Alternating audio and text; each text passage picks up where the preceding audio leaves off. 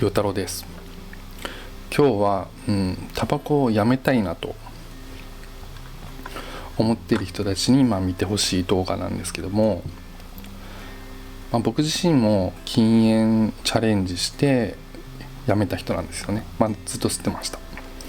禁煙しても10年以上経ったのかな。でもね、4回失敗してるんですよ。だけど禁煙する過程でコツっていうのがやっぱりあるんですよね。だから今回の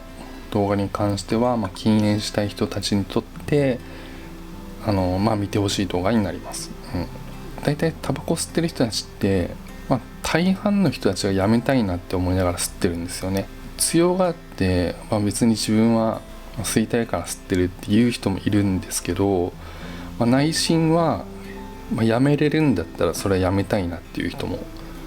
大勢いるんですよ。だけど、一部ね、本当に愛好家の人たちがいるんで、そういう人たちはいいと思うんですけども、大体の人たちがやめたいと思いながら吸ってるはずです。やめれないから。だってやめた方が、お金も使わなくて済むし、健康にもいいし。ただね、今回は事細かくね、そのあたりも含めて全てお伝えしたいと思うんですよ。禁煙にチャレンジして失敗する人たちとか、こういうことまでは考えたことないと思うところまで話をしたいと思います。コツがあるので、よろしくお願いします。で、禁煙に失敗していたけれども、どうやって禁煙に成功したのかっていうところなんですけども、まずね、最初に伝えておきたいのが、よく昔からね、意志が弱いからやめれないって言うんですけども、これ全く関係ないんですよね。なので、そういう呪縛っていうのかな、そういう勘違いから違うことと正しいことをちゃんと説明していこうと思うんですよ。で、意志が強いからとかは関係ない、全く。正直タバコを吸ってても意志は強い人たちはもういくらでもいる。で、タバコを吸ってしまうのは意志が弱いとかじゃなくて、依存なんですよね。意志は別に関係ないんです。で、依存をちゃんと理解していないっていうところがやっぱ大きな点なのかなと思いますね。なので、その理由とかを伝えたいと思うんですよ。組み立てたいんですけども、まず結論から言うと、一番おすすめの方法はニコチンパッチが一番おすすめ。それは僕がいろいろ経験して実際一番やめやすかった。で、実際やめれる。で、この方法を教えたらリスナーさんも一人実際禁煙できたんですよね。最近ちゃんと説明とかをポイント的に説明してたら実際やめたんですよ。今も吸ってないはず。だけど、なんでそのニコチンパッチがいいのかっていう話も踏まえてちゃんとするので、まず結論から言うとニコチンパッチがいい。しかもニコチンパッチは薬局でも買えるんですけども、薬局って高いんですよね。確かちょっと曖昧なところもあるんですけど、1週間分7日分とかで数千円ぐらいしたような気がする。だけど禁煙外来に行くと、保険が適用できるので、1ヶ月分2000円とか多分3000円とかぐらいですね。めちゃめちゃお金そんなかけなくてニコチンパッチたくさんもらえるからいいんですよね。それがまず病院に行く理由。禁煙外来に行って何かお話でアドバイスをくれるとか、そういうために行くというものではなく、正直もうニコチンパッチを安く手に入れるために行く、っていうものがありますで、その他ね、禁煙グッズってあると思うんですよ。よくニコレットとかガム系で、あとは飲み薬もあるんですよね。で、僕は飲み薬、どれがいいですかみたいになるんですけど、禁煙外来に行くと。でも飲み薬ってちょっと副作用が出る人がいるらしいんですよ。ちょっと落ち込みやすい人とか、うつとかになったことがあるような人とかだとそういう症状が深く出る場合があると。で僕もなんかいろいろ薬の影響を受けやすい方なので僕はニコチンパッチを使ったんですよね。あとは吐き気とかする場合が結構あるらしいんです、飲み薬って。だから合う人はそれでもいいのかもしれないけど、なんかこうニコチンをタバコ吸ってる人たちって分かるんですけど、パロメーターがありますね、100みたいな。で吸うと一旦100ぐらいまで回復して、時間が経つとともにこう減っていくニコチンの充電が。でそれが減れば減るほど、吸いたい気持ちが出る。でそのタバコを吸うことでニコチンが補給しての繰り返しじゃないですか。でもなんていうのかな、薬とかはそこに必要だよっていう脳に指示している部分に、その代わりのものを補給するらしいんですよね。そうすることで依存を抑えるっていう方法らしいんですよ。そこで副作用が出る場合がある。でニコチンパッチはニコチンパッチでまたやり方が違うんですけども、そこも説明します。で一番効果がないもの、これね、ガム結構高いんですよね、ニコチンニコレット系も。同じような他のメーカーのやつもあるんですけど、あんまり、パッチとそんな変わんないかな、値段的に。だけどね、あれね、噛んでる時はいいんですよ。とりあえず一旦ちょっとは我慢できる、吸いたい気持ちを。だけれども噛み終わったらもうすぐ吸いたくなるんですよね、ニコレットのガムって。あれ説明書にも書いてあるんです。噛みながらこうベロの下の方に置いて、ニコチンを吸収させながら禁煙チャレンジしてくださいって言うんですよ。だけどね、吸いたくなる一番効果がなさすぎた。でそのガムの違いとパッチの違いって大きくあるんで、その説明もします。でニコチンガムについてはプラスね、あと結構な量噛むんですよ。やっぱすぐ吸いたくなるから。その噛むのも増えるし、ただそれプラス胃がやられるんですよね。そのニコチンガムって胃に負担がくる、かなり。多分経験したことある人もいると思う。だからいろんな意味でおすすめできない。まず一番おすすめできない理由としてはそれで禁煙はやっぱ難しい、っていうことです。でね、勘違いしてる人たちもいろいろいるので、そういうのも全部覆していく話になるんですけども、タバコニコチン吸収してるわけじゃないですか。でタバコの依存ってニコチンの依存なんですよ。で最近はなんか電子系のタバコとかも増えて、アイコスとかも、僕はもうアイコスとかが出るちょっと前ぐらいやめたんで、ああいう系統吸ってないんですけども、普通のタバコしかね。だけどニコチンを吸収してるわけなんですよね、アイコスとかも。でタバコイコール、依存、吸いたくなる理由としてはニコチンの依存なんですよ。じゃあニコレットのガムとかもニコチンパッチもニコチンを摂取してるじゃないかって思うでしょう。なのでなんでそれでやめれるんですかっていうところだと思うんですよ。ガムは確かにあんまり効果なかった。だけどパッチがなぜその禁煙にちゃんと成功できるのかっていう理由がやっぱりあるんですよ。まずね、大きな勘違いしてる人もいるかもしれないんですけども、タバコの依存でニコチンなんですけども、実はアイコスとかも含めて一緒だと思うんですけども、一旦普通の紙タバコとかで言いますよ。そのタバコの依存ってニコチンが大きな理由にはなるんですけども、実はニコチン以外のその化学合成物質っていうのはもう数百種類って入ってるんですよね。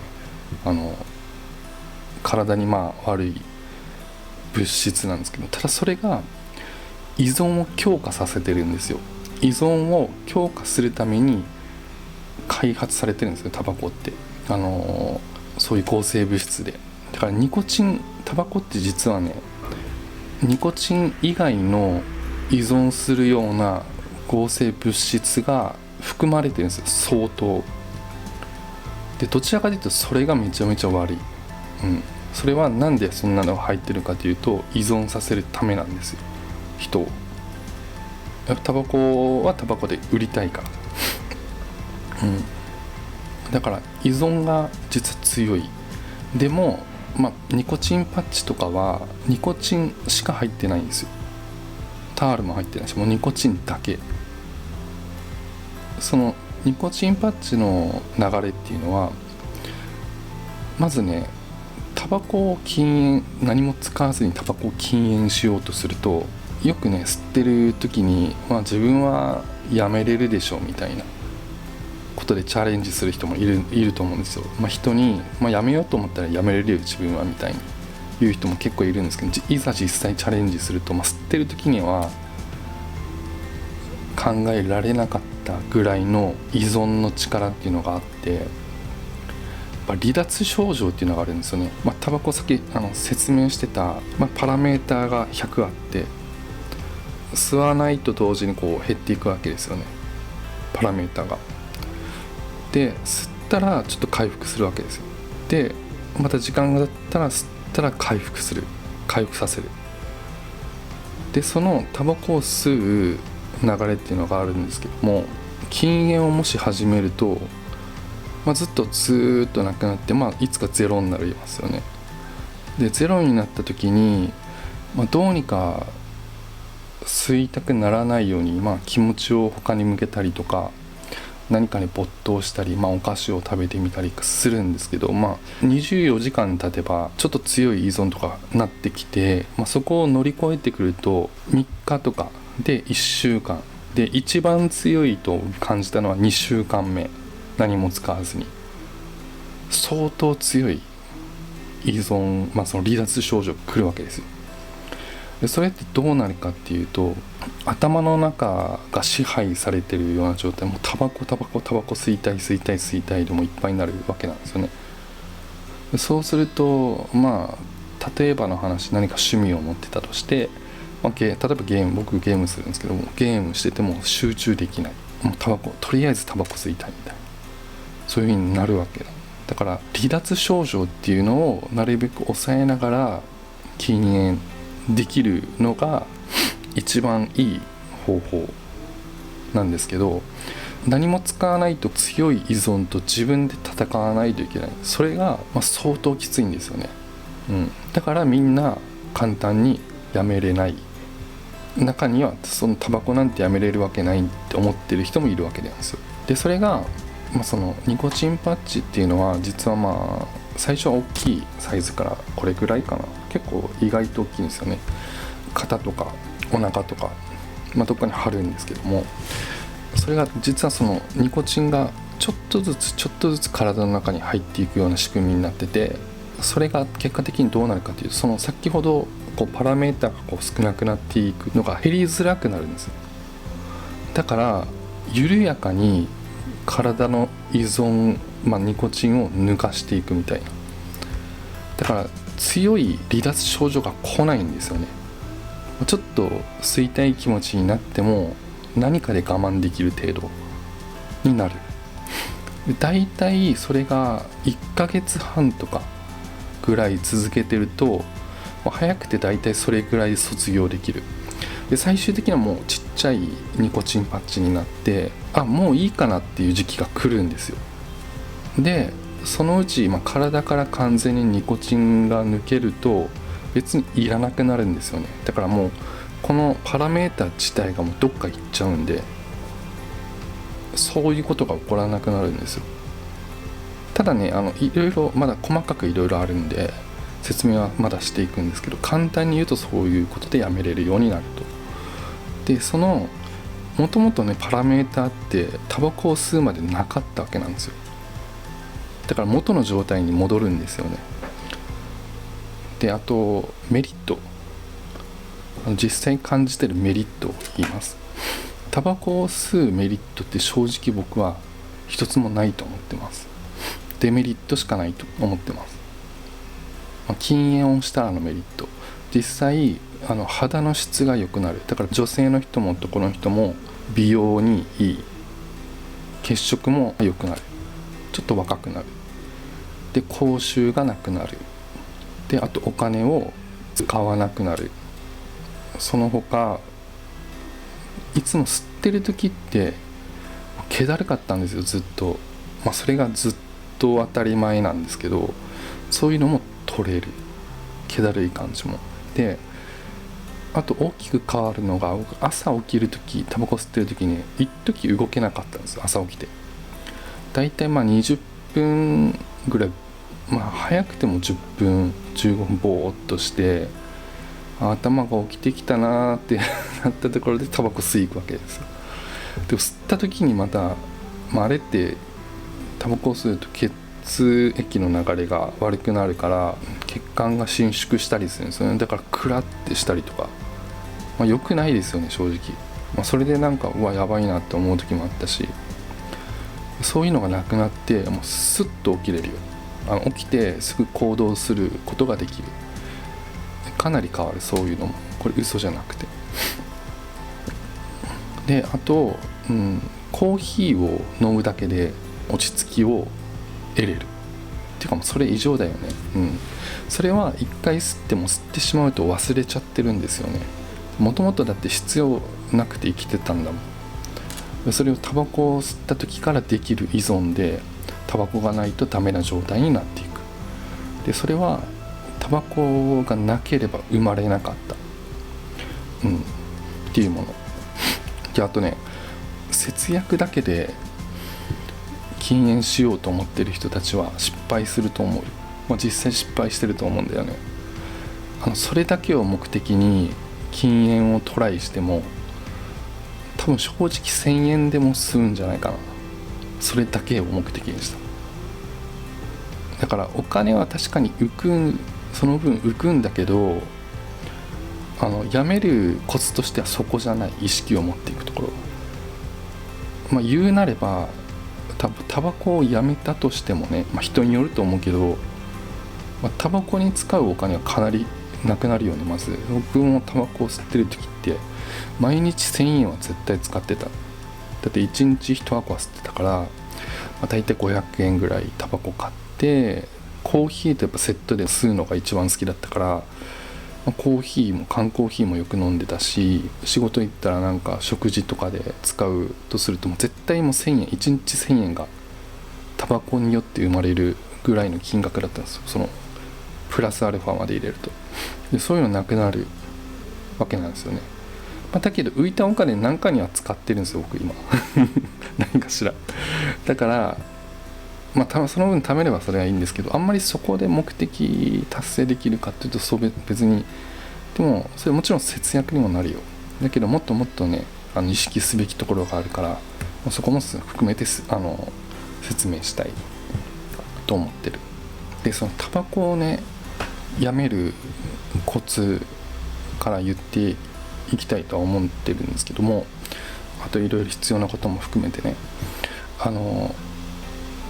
よく本とかにも書いてあるんですけど、正しく理解することが必要なんですよ。禁煙に対しての知識。禁煙セラピーっていう本があるんですけど、僕最初の、4回失敗したっていうんですけど、1回目はね実は本読むだけでやめたんですよ。何も使わずに。その時はね1年間禁煙してた。でも1年後に吸ってしまった。そこに落とし穴があるんですよ実は。で2回目本をまた読んだんですけど、もう効かなかった。本を読んでも全く効果がなかった。だから初めての人は実は本を読んでやめてみるっていうのもおすすめ。その本の名前は多分知ってる人もいるかもしれないけど、知らない人は一回読んでみてほしい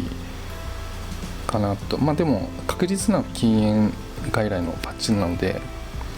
でもそれパッチもね正しい知識、僕が話す知識を持って取り組んでほしいっていうのがあって、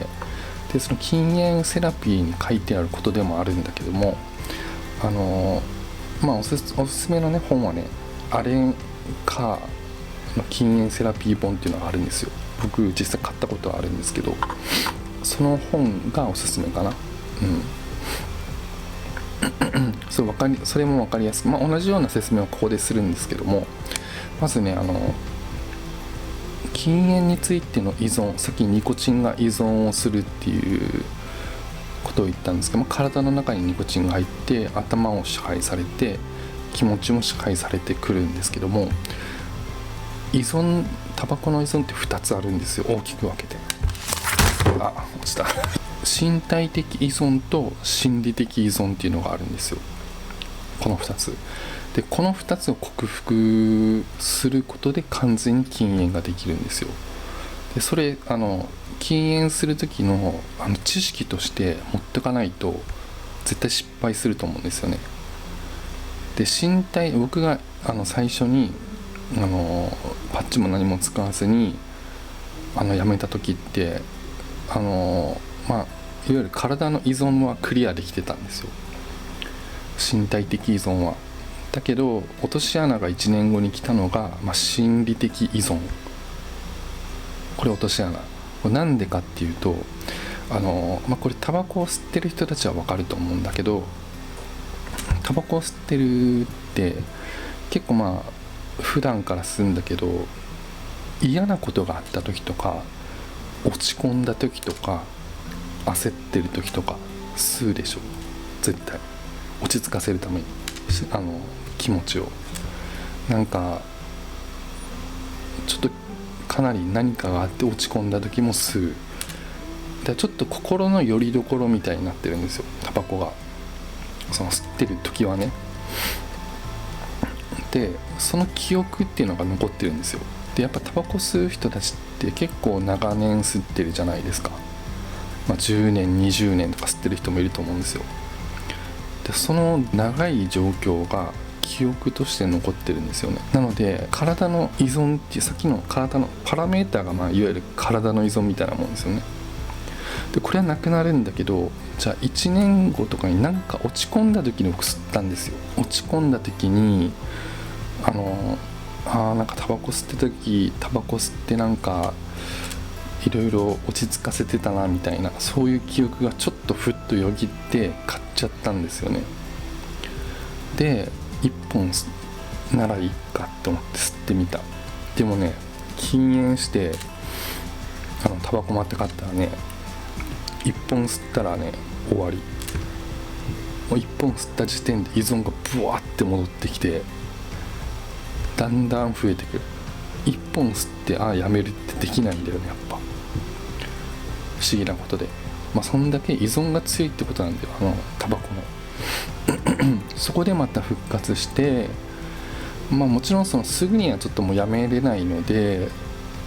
またやめたいと思う時期が来るかっていうところで1年後にまた再チャレンジしたんですけど、本ではやめれなかったみたいなことを繰り返して、最終的に4回目でちゃんとやめれたんですよ。それはなぜかというと、そういう仕組みを理解していなかったから。ちゃんと最終的にその仕組みを理解して、いろんなことも含めてクリアできた。だからね、禁煙をするために一番大事なのって意識改革なんですよね。だから最初に言ってたその意志が弱いとかいうの全く関係なくて、意識改革と理解、タバコに対する正しい理解と意識改革、それが一番大事なので、その落ち込んだ時にじゃあ吸ったら落ち着くのかっつったら全くそうじゃないんですよね吸うことで別にその不安とか寂しさとか全てタバコで拭えるかっていうと、吸ってはみたけれど依存だけがついてきたっていう感じで、何の解決もしないんですよだからそれも依存から作られた脳が支配されてる錯覚なんですよね。だから何も関係ない。それによって安らぐこともない、タバコによって。でよくタバコ吸ってるとストレスを発散してるとかいう感じの人もいるんですけど、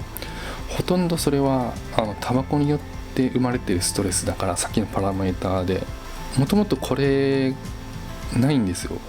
だから吸ってない人たちってそのストレス自体生まれてないんで、タバコのストレスっていうのが、そもそも生まれないから余計なストレスが増えてるだけなんですよね、タバコ吸ってる人たちって。そのタバコによるストレスをずっと繰り返しこう解消してるだけなんですよ。でタバコを吸ってる人もタバコを吸ってない人も普段の、仕事だったりとか生活の中でのストレスっていうのは何かしらあるんですよ。タバコ関係なくて、それ吸ってない人でもあるし、吸ってる人もある。吸ってる人はそれプラスタバコのストレスを持ってる。だから人よりタバコ吸ってない人たちよりストレスを多く持ってる。でそれをタバコで解消してると勘違いしてるんですよ、脳が。だからもともとないからね、それ吸ってなかったら。コーヒー飲むだけで落ち着くから、普段はね。自分の場合はコーヒーだけど代わりはいくらでもできる。でタバコ吸ってる人も、よく考えてほしいんですけど、パラメーターがこうなくなって、タバコ吸って回復しますよね。で、たまに2本続けて吸う人もいると思うんですけども、ここは回復してる以上2本目吸ってもそんなうまくないと思うんですよ、タバコ。人がうまいとかまずいとか言ってるのって、ニコチンの吸収がパラメータが落ちてるほどうまいと感じてるだけだから、うまいと感じるのはそのいわゆるこのパラメータが減ってる時ですよね。食べ物だって美味しいからっつってもいろいろ食べるでしょ。もう1個食べたいもう1個食べたいみたいになるけど、じゃあ100になったところでタバコを2本目、じゃあ2本吸った後にすぐ3本目4本目5本目っていけないですよね。まずくてもういいやってなるでしょ。タバコ吸ってる人連続でそんな吸わないんですよ。結果的に依存を回復させてるだけの繰り返しっていうのをまず認識してほしい。さっき言ってた心理的依存と身体的依存だから、身体的依存はそのニコチンが体から抜けてしまえば楽になるんですよね。で離脱症状が出るとかいうのも身体的依存のやつでも、もう一つ心理的な依存っていうのは実際禁煙をして、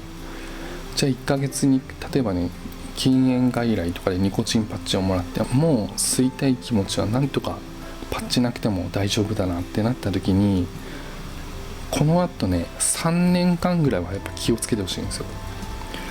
どっかで波が来る、どっかで波、それは身体的依存っていうよりは気持ちの方、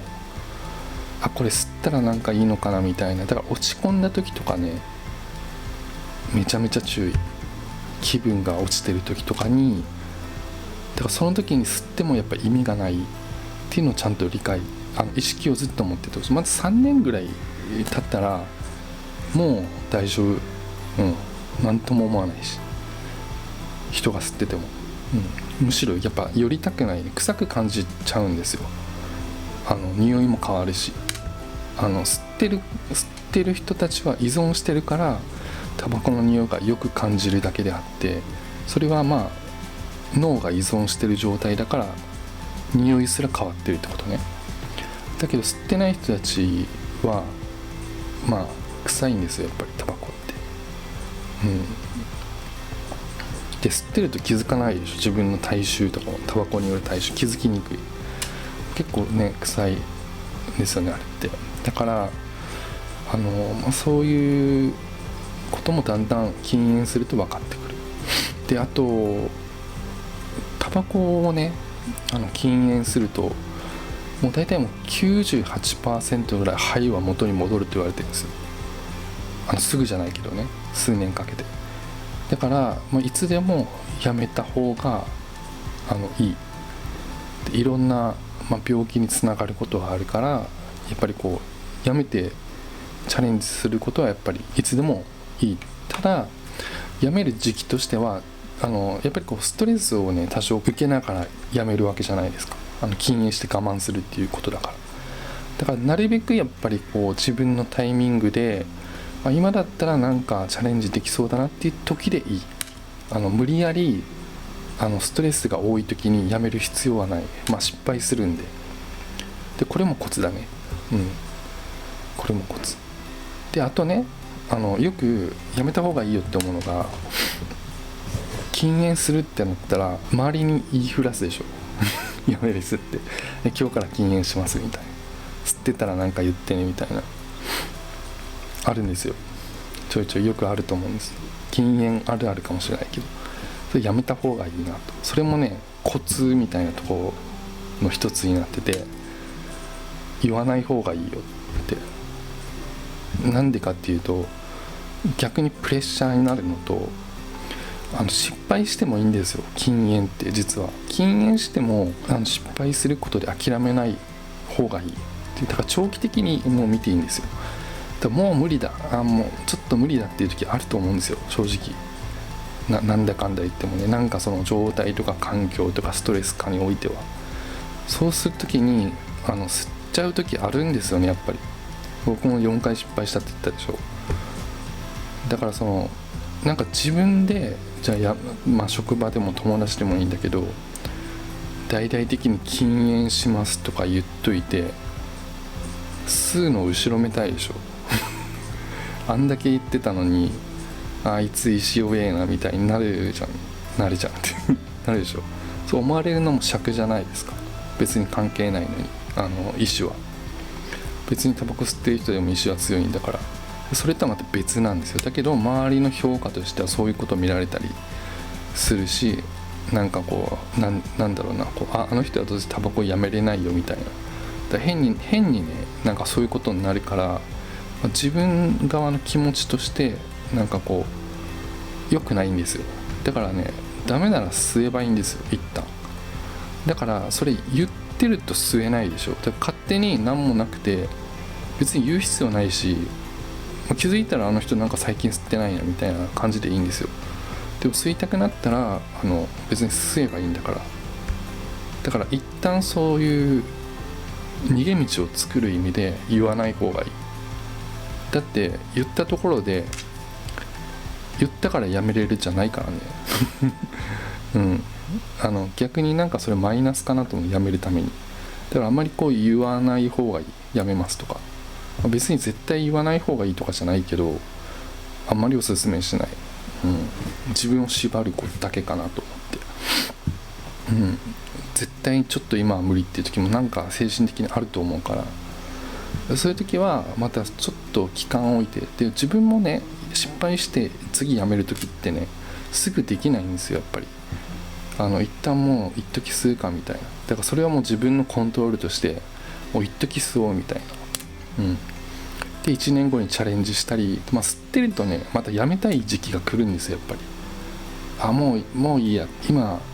やめようみたいな。そういう時にチャレンジをしてほしい、外来に行って。で自分のそのリスナーさんもそういう話、こんなに長々とはしてないんだけど、ちょっとポイント的な話をして、パッチがいいよっていうことも教えて、実際外来に行ってやめましたね。今も吸ってない。であとね、そう太るっていう、やめたら太るっていうでしょ。あれもね、一時的だから、一時的で、ちょっと勘違いしないでほしいところがあるんですよ、そこに関しても。タバコをやめるとなんかちょっと代わりに食べたくなるなっていうのは一時的に起こりますの、やめてる時とか。だけどね、その後戻っていくっていうか、逆に自分の場合とか、よく聞く話、自分もそうだったんだけど、動きたくなるんで、僕はもうジムに行くようになったりとかもしたし、健康的になって、動くことが楽になってきたから、消費するようになれたんですよね。別にね、そんな関係ない。で太るのはね、正直ね、もうこれ結論言うと、タバコを吸ってても吸わなくても運動しなきゃ太るよ、食べれば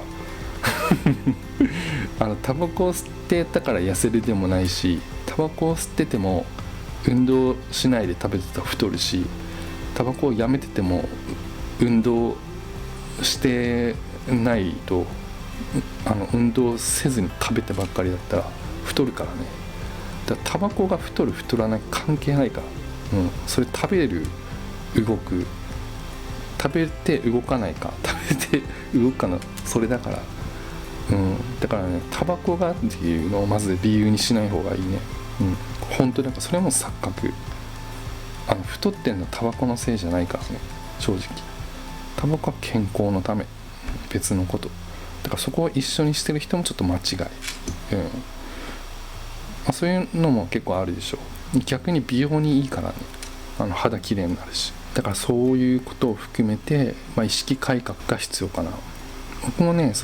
最初は言えないけど早かったんですよ、吸っちゃったのが。友達の流れっていうのかな、それが当たり前だったんですよね、吸ってるのが。当時は、音楽20代前半やってて、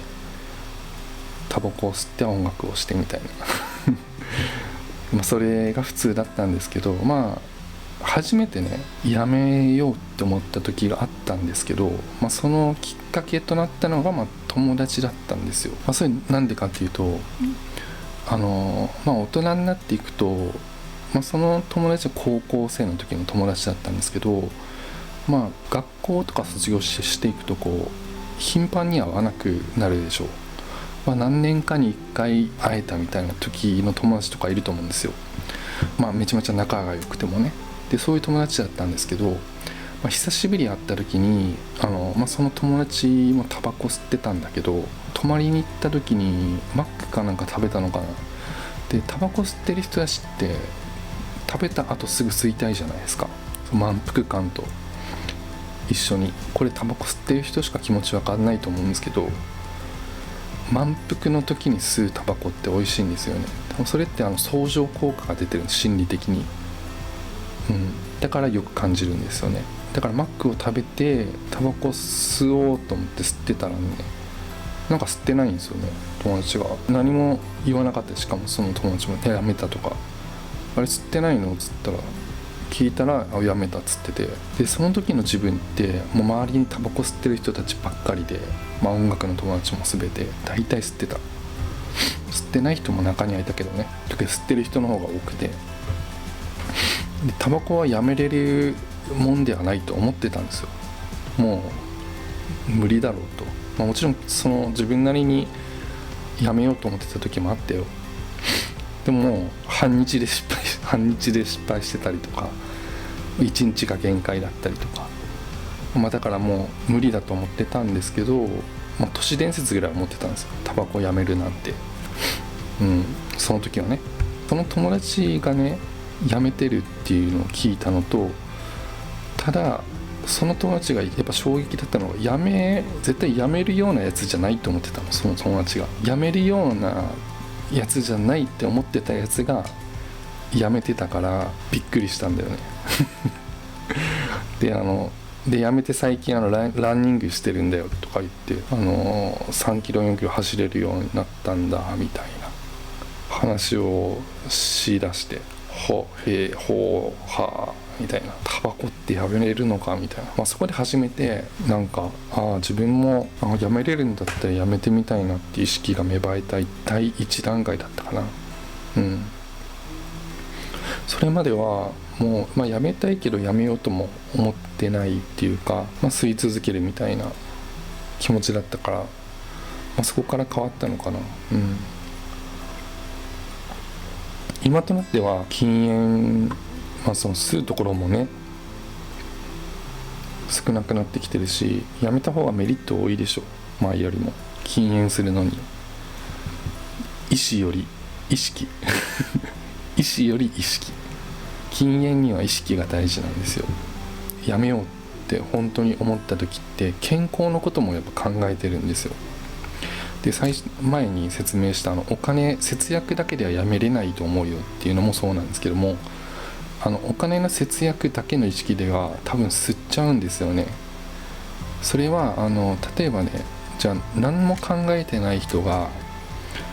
禁煙外来に行ってニコチンパッチを貼ったとしても、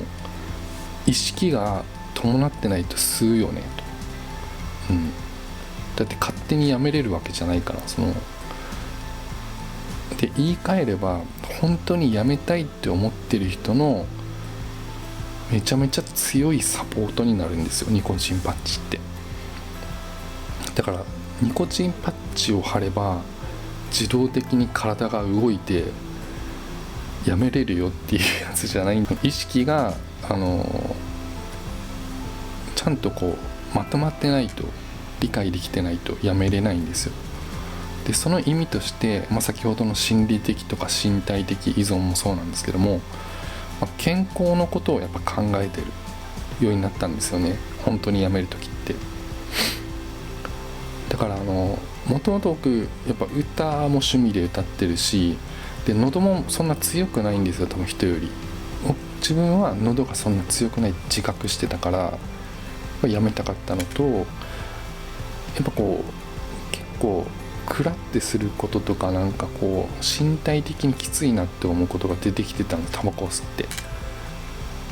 だからやめたかったっていうのが結構強くなって、だから健康のことをやっぱり一番考え出したのが大きい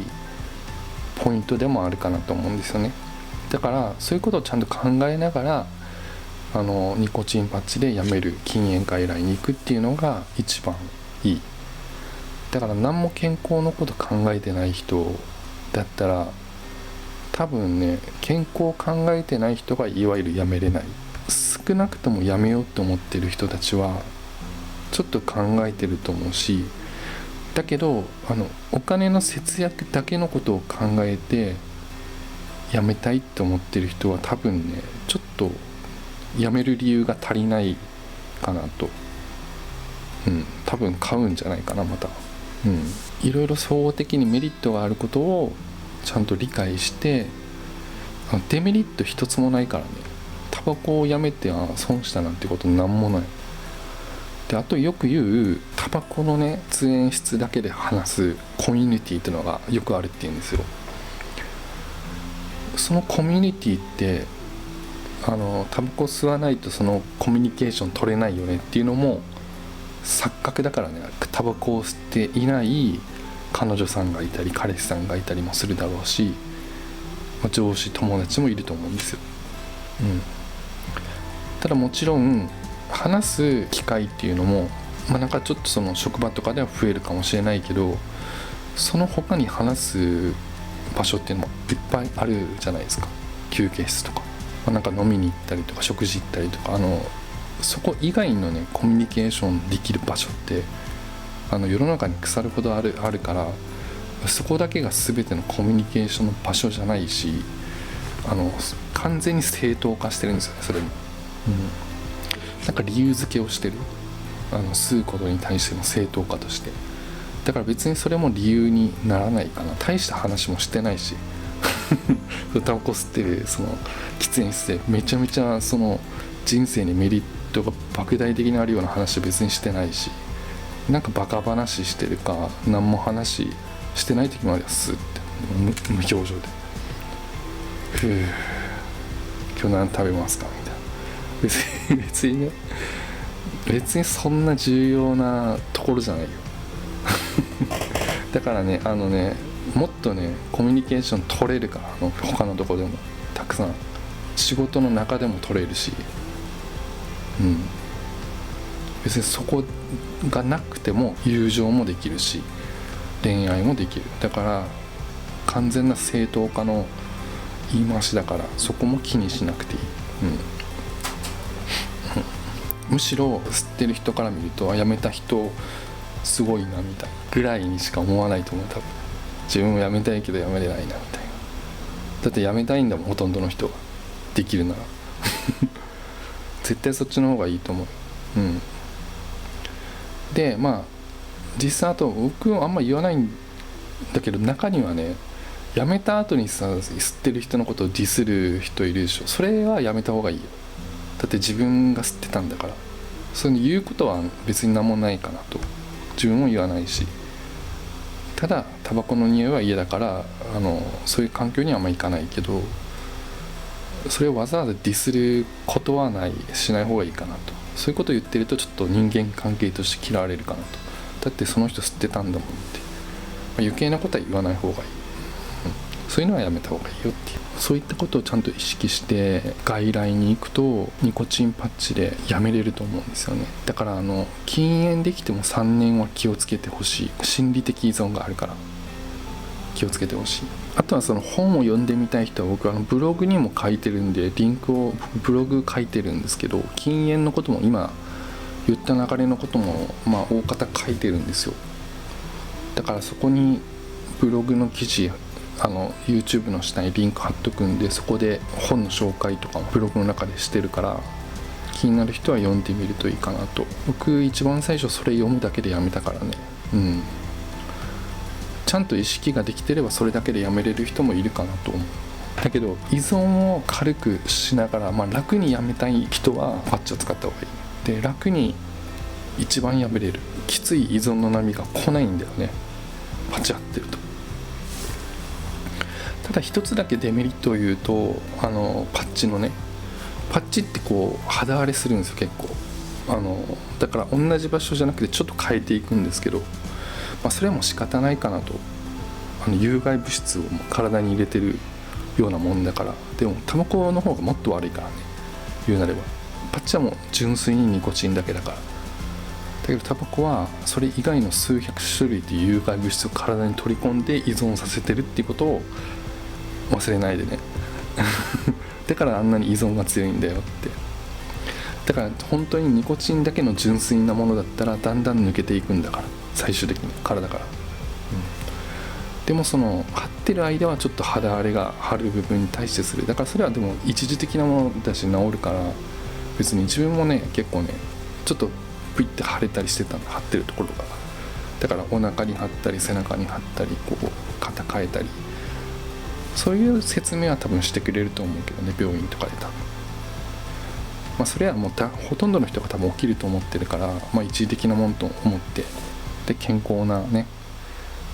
体を手に入れて、口臭もなくなるし、で飲み物飲むだけで落ち着くし、最後にね麻薬に手出してる人たちとかよくいるじゃないですか、芸能人の人とかも。あれね、一回手を出したら終わりなんですよ。その理由をね、この話を元にね伝えるとね、タバコの依存っていうのは、脳に、支配されてる依存っていうのがやっぱ吸ってる間あるんですけど、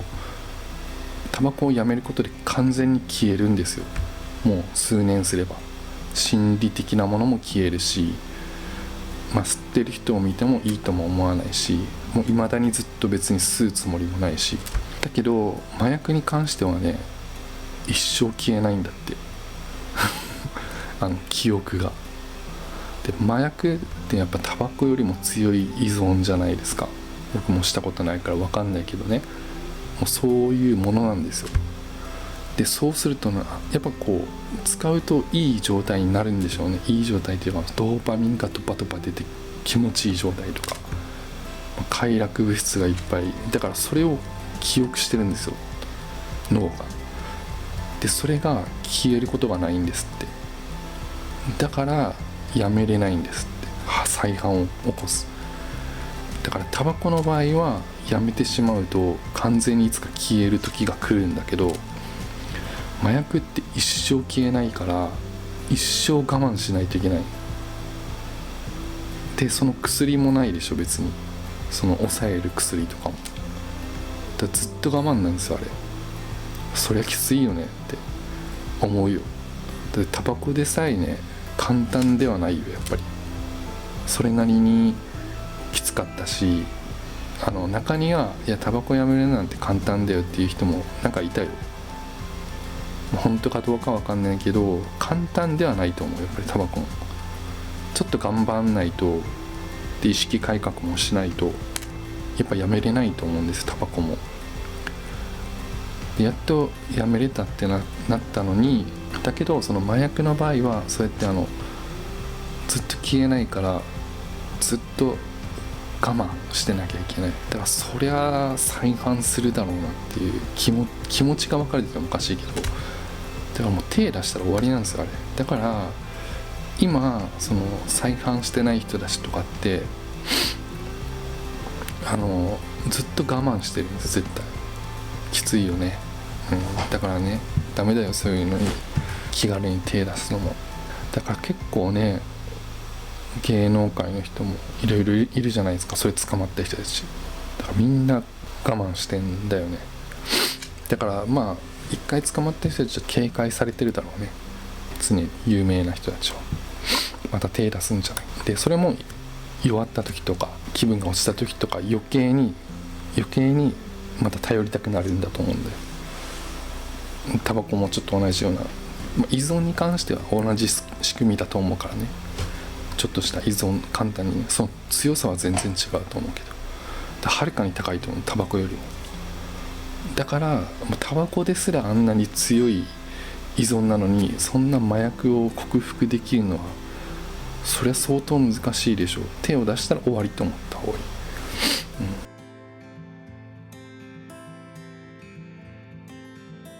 で女の人もやめた方がね綺麗になれるはずだから。だって20代前半の時とかはね別にいいんだよね。肌もそんなそこまでさ、もともとプリプリだしそこまで影響ないんだけど、やっぱねタバコを吸い続けてくると30とか30とか40とか50とかなってくるとあれだよ、タバコ肌、なんかタバコを吸ってる人ちょっと黒くてよくなんかわかるよね。なんかテカテカしてんだよね、肌がテカテカして、なんかねよくタバコ肌っていうものがあってあるんで、あこの人タバコ吸ってる感じの肌だなみたいなのあるんだよね。でも20代前半の時はみんなね若いから別にそこまで影響ないんだけど、後に出るから、後にね、美容にもいい、若くなるから、頑張ってください。以上です。